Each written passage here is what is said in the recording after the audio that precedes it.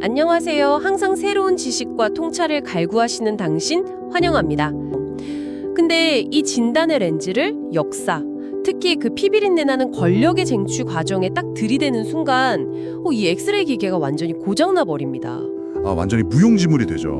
그 권력의 이면에는 엑스레이로도 안 찍히는 인간의 야망, 콤플렉스, 그리고 아주 미세한 타이밍들이 뒤엉켜 있잖아요. 네네. 권력의 역학이라는 건 본질적으로 진단 불가한 진흙탕에 가깝습니다. 합리적인 규칙보다는 그 비합리적인 욕망이 시스템을 굴리는 경우가 훨씬 많거든요. 그래서 오늘 우리는 바로 그 지독하게 탁하고 복잡한 시스템의 오류를 완벽하게 파고든 한 사람의 이야기를 해보려고 합니다. 38살이 될 때까지 과거 시험에 무려 38번을 내리 낙방한 남자. 네, 진짜 만년 낙방생이죠. 직급으로 치면 종구품. 그냥 궁궐 문이나 여닫는 말단 관리였던 사람. 그런데 이 남자가 단 하룻밤 만에 조선의 운명을 뒤바꾸고 최고 권력자가 됩니다. 정말 드라마틱한 인물입니다. 그래서 우리의 오늘의 미션은 대체 그 38살의 말단 궁지기가 어떻게 단 하룻밤 만에 권력의 정점에 섰는지 그 치밀한 권력의 역학과 허망함을 파헤쳐보는 겁니다. 자, 본격적으로 파헤쳐볼까요? 네, 좋습니다. 사실 한명회라는 인물은 한이 권모술수의 대가로만 알려져 있잖아요. 네, 꽤가 많은 사람 이렇게 알죠. 근데 제공된 학술 자료들이나 논문을 구조적인 관점에서 들여다보면 완전히 다른 차원의 이야기가 나옵니다. 그는 단순히 운이 좋았던 반란군이 아니라 조선이라는 거대한 국가 시스템의 취약점을 정확히 읽어내고 그 버그를 악용한 천재적인 해커에 가깝습니다. 와, 해커요. 확실히 오늘 딥다이브가 재밌어지겠는데요? 근데 잠깐만요. 시스템의 버그를 파악하려면 일단 본인부터가 그 시스템 안에서 뭔가 보여준 게 있어야 하잖아요. 그렇죠. 보통은 그렇다고 생각하죠. 앞서 말했듯 한명회는 38까지 과거에 38번이나 떨어졌어요. 게다가 역사 영상들 보면 그 달을 채우지 못하고 7개월 만에 태어난 칠삭둥이라서 어릴 때 늙은 여종이 겨우 살려냈다는 일화도 있잖아요. 네, 쌀뜨물로 입술을 적셔가면서 살렸다고 하죠. 네네, 그러니까 객관적인 스펙만 보면 철저한 실패자이자 금방 꺼질 것 같은 불씨였단 말이죠. 표면적인 지표만 보면 확실히 그렇습니다. 조상의 덕으로 겨우 얻은 음서벼슬이 개성 경독궁 궁직이었으니까요. 그니까요. 평생 승진 누락에 시달리던 38살의 만년 말단 사원이잖아요. 네, 그런데 여기서 굉장히 흥미로운 그리고 겉보기엔 앞뒤가 전혀 안 맞아 보이는 역사적 사실이 하나 등장합니다. 뭔데요? 당시 조선 조정의 최고 실세, 그러니까 1인지하 만인지상이었던 영의정 황보인이 이 말단 궁지기인 한명회에게 자기 딸과 혼인하라고 제안을 합니다. 네. 잠깐만요. 제가 여기서 완전히 이해가 안 가는데요. 그룹의 회장님이 만년말단 대리한테 자기 딸을 주겠다고? 사위 삼으려 했다고요? 네, 그렇게 된 거죠. 도대체 왜요? 한명회가 그렇게 숨겨진 매력이 있었나요? 황보인이 바보가 아니었죠. 그는 한명회의 껍데기가 아니라 그 뒤에 있는 혈통과 네트워크의 잠재력을 본 겁니다. 배경이 좋았나요? 네, 한명의 본인은 비록 궁직이었지만 할아버지가 개국공신이었고 집안 전체가 조선 초기의 핵심 명문가들과 아주 거미줄처럼 얽혀 있었거든요. 아하, 그렇군요. 그러니까 당대 최고의 권력을 쥐고 있던 황보인 입장에서는 혹시 모를 위협이 될 수 있는 명문가의 숨은 인재들을 자기 울타리 안으로 흡수해서 통제하려는 고도의 정치적 계산이었던 거군요. 그러니까 한명회를 무슨 유망주로 본 게 아니라 관리해야 할 잠재적 리스크로 보고 선제적으로 목줄을 채우려 했다. 정확한 통찰입니다. 그런데 여기서 한명회가 아주 놀라운 선택을 합니다. 그 혼사 제안을 단칼에 거절해버리죠. 와, 미친 거 아닌가요? 평생 과거에 떨어져서 앞길이 막막한데 영의정의 사위가 되면 탄탄대로가 열리는 거잖아요. 그걸 걷어찼다고요? 한명회는 눈앞의 동아줄이 사실은 썩은 동아줄이라는 걸 꿰뚫어 보고 있었던 겁니다. 황보인의 권력이 끝날 거라고 본 거군요. 네, 당시 조선조정이라는 거대한 건축물은 겉보기엔 화려했지만 기초가 막 무너져 내리고 있었거든요. 도대체 조정이 어떤 상태였길래요? 나무위키 잔료나 이런 걸 보면 세종대왕이 만들어 놓은 태평성대 아니었나요? 세종의 뒤를 이은 윤정이 문제였습니다. 문종은 굉장히 똑똑한 왕이었지만 치명적인 구조적 공백을 남기고 너무 일찍 승하해버려요. 그래서 겨우 12세인 단종이 즉위하게 된 거군요. 네, 여기서 조선의 통치 시스템을 이해할 필요가 있습니다. 왕이 어리면 반드시 왕실의 큰어른, 그러니까 대비가 수염 청정을 하면서 울타리 역할을 해줘야 권력의 균형이 맞거든요. 아, 옥자 뒤에 발을 치고 앉아서 어린 왕 대신 결제를 해주는 그 시스템이요? 맞습니다. 그런데 문종은 세자 시절의 부인들과 여러 비극적인 일들을 겪은 후에 왕이 되어서도 새 왕비를 들이지 않았어요. 아, 정무적 태만이라는 평가도 있더라고요. 네, 맞습니다. 즉, 단종을 지켜줄 대비도 외척 세력도 거란에 단 한 명도 없었던 거죠. 와, 시스템에 치명적인 버그가 발생한 거네요. 왕권을 보호해줄 방화벽이 아예 없는 상태. 그렇습니다. 왕실 방화벽이 사라지니까 모든 국가 권력이 김종서, 황보인 같은 소수의 고명 대신들에게 비정상적으로 쏠리게 됩니다. 도장 찍는 어린 왕은 허수아비가 되고 신하들이 국가 인사를 다 통제하는 상황이 온 거네요. 당연히 수양대군 같은 왕실 종친들은 이 상황에 불만이 엄청났겠고요. 네, 갈등이 임계점을 향해 끌어오르고 있었죠. 자, 그럼 여기서 첫 번째 미스터리가 생깁니다. 거대한 폭발 직전에 화약고가 만들어진 건 알겠어요.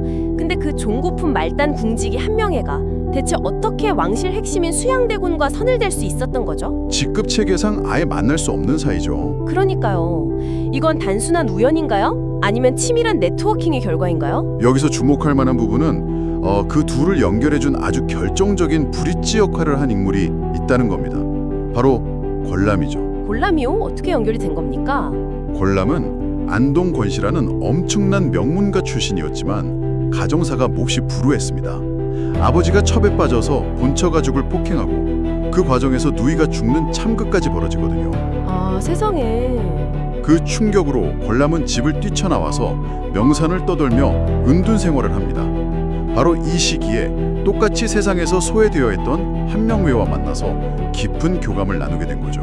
뼈대 있는 집안 출신이지만 시스템에서 밀려나서 겉돌고 있던 아웃사이더 지식인들이 산속에서 만나 의기투합한 거군요. 네, 훗날 권람은 뒤늦게 과거의 장원급제에서 관직에 오르지만 여전히 주류 세력이랑은 못 섞이고 있었어요. 그러다 수양대군의 식객으로 들어가게 되는데 여기서 권람이 수양대군한테 적극적으로 한명회를 청구합니다. 대업을 이루려면 반드시 이 사람을 만나보셔야 합니다. 이렇게요. 네, 맞습니다. 학술 저널에서는 이 만남을 왕위의 목표로 둔 야심가와 권력의 목숨을 건 출세주의자의 만남으로 규정하더라고요. 여기서 정말 흥미로운 점은 명분은 있지만 실행 계획이 없던 수양대군과 치밀한 설계도는 있지만 무력이 없던 한명회의 결합이잖아요. 그렇죠. 마치 잃을 것 없는 스타트업 창업자들이 대기업의 낡은 구조를 무너뜨리기 위해서 불만 품은 실무진들을 은밀히 스카우트한 것 같네요. 아주 적절한 비유입니다. 실제로 수양대군이 거사를 망설이면서 고민할 때 한명회가 아주 결정적인 조언으로 등을 떠밉니다. 뭐라고 했나요? 집 지을 때 길 가는 사람마다 말을 얹으면 3년이 지나도 완공하지 못합니다. 와, 대의를 세웠으면 흔들리지 말고 결단해라. 네, 강력한 촉구였죠. 무력이 부족했잖아요. 김종서는 북방의 호랑이라 불리던 인물인데. 여기서 한명회의 특유의 그 시스템의 빈틈을 파고드는 천재성의 빛을 발합니다. 한명회는 군대 최상층부가 아니라 대우가 열악해서 불만이 극에 달했던 실무진들을 타겟팅합니다. 아, 혹시 내금이 무사들인가요? 맞습니다. 왕실 친위대인 내금이 소속 무사들이었죠. 세종부터 문종 시기까지 대우가 너무 열악했거든요. 아, 대기업 핵심 부서인데 승진도 안 되고 스톡 옵션도 못 받아서 독이 바짝 오른 시니어 개발자들을 스카우트한 거네요. 네, 실제로 개유정란 당일 참여자 43명 중에 무려 10명이 이 내금이 출신이었습니다. 가장 가까이서 왕실을 지켜야 할 칼날을 정반대로 돌려버린 거죠. 와, 기획과 무력 세팅이 끝났네요. 그럼 거사 당일 1453년 10월 11일에 처절했던 실행 과정으로 가보죠. 김종서를 어떻게 잡았나요? 수양대군이 무장병력을 이끌고 밤에 김종서의 집을 찾아갑니다. 그리고 핑계를 대면서 서찰을 하나 꺼내죠. 밤인데 글씨가 보일 리가 없잖아요. 바로 그겁니다. 김종서가 서찰을 보려고 달빛을 향해 고개를 드는 그 찰나의 순간에 종 임어오르니 철퇴로 김종서를 내리칩니다. 와, 진짜 잔혹하네요. 아들이 막아서다 죽고 김종서도 피투성이로 도망치다 결국 다음 날 참수당했다고 들었어요. 네, 봤습니다. 비참한 최후였죠. 하지만 다른 대신들이 가만히 있지 않을 텐데 여기서 한명회가 무서운 발명품을 꺼냅니다.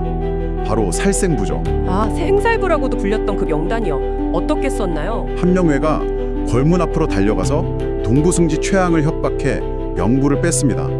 왕명이라 속여서 대신들을 부른 뒤에 걸문이라는 병목고관을 통제한 거예요. 한명회가 명단을 대조합니다. 고개를 끄덕이면 살아서 들어가고 손짓을 하면 그 자리에서 숨어있던 무사들이 튀어나와 철퇴로 머리를 부숴버렸습니다. 그날 걸문 앞에서 대신들의 생사가 갈린 참극이 벌어진 거죠. 중앙일보 칼럼 같은 제공된 자료에서 짚어주듯 이 살생부라는 용어가 현대 정치권에서도 특정 정적을 제거할 때 쓰이잖아요. 네, 많이 쓰이죠. 특정 시각에 치우치지 않고 보더라도 이 단어가 품은 반공동체적인 파괴성을 우리는 확실히 목격할 수 있습니다. 맞습니다. 아주 자기 파괴적인 폭력성을 띤 단어죠. 칼자루는 수양대군이 쥐었는데 단 한 번도 칼을 안 들고 분만으로 수백 명을 죽인 한명회가 정말 소름 돋습니다. 피도 눈물도 없는 기획자예요. 네, 그렇죠. 그런데 이 엄청난 쿠데타 이후에 그들은 이 반란을 어떻게 정당화했을까요? 그들은 이걸 단순한 반란이 아니라 국가의 어지러움을 평정했다는 뜻의 정난으로 포장합니다. 아, 그래서 계유정난이군요. 네, 학술 논문들을 보면 성리학적 명분과 천명을 내세워서 자신들의 도덕성을 강조하려고 신화를 만들고 기록을 조작했다고 비판적으로 분석하고 있습니다. 명분까지 완벽하게 세팅했네요. 말단 궁지기에서 시작해서 세조, 예종, 성종까지 3대에 걸친 킹메이커가 된 거잖아요. 무려 4번에 걸쳐 1등 공신에 오르고요. 두 딸을 예종과 성종에게 시집 보내서 천하가 한명회의 손에 있다는 평가까지 받습니다. 와, 사육신 사건 때도 한명회의 기지가 엄청났다고 하던데요. 네, 명나라 사신 연회장이 좁다는 핑계로 벼름검, 그러니까 호위무사들을 들이지 않게 해서 세조의 목숨을 구했죠. 그걸 예측하고 막은 거네요. 게다가 그 충신들의 가족, 예를 들면 유성원의 아내와 딸을 자기 노비로 하사받는 냉혹함까지 보여줍니다. 이를 더 큰 관점에서 연결해보면 네네. 정치에는 영원한 적도 아군도 없으며 권력을 향한 집념이 가족과 친척의 연마자 파괴했다는 게 학술 자료들의 핵심입니다. 말단 궁지기에서 국무총리격인 영의정까지, 게다가 왕의 장인이라니 완벽한 성공 스토리처럼 보입니다. 하지만 이렇게 피 위에 세운 권력이 과연 그를 끝까지 지켜줬을까요? 그래서 이 모든 것이 의미하는 바는 무엇일까요? 이 대목에서 중요한 질문을 던지게 됩니다. 권력의 정점에 섰던 한명회는 결국 자신이 세운 사위 성종에 의해 무너져 내립니다. 아, 그 유명한 압구정 사건이죠? 맞습니다. 성종이 친정을 시작하면서 견제를 해요.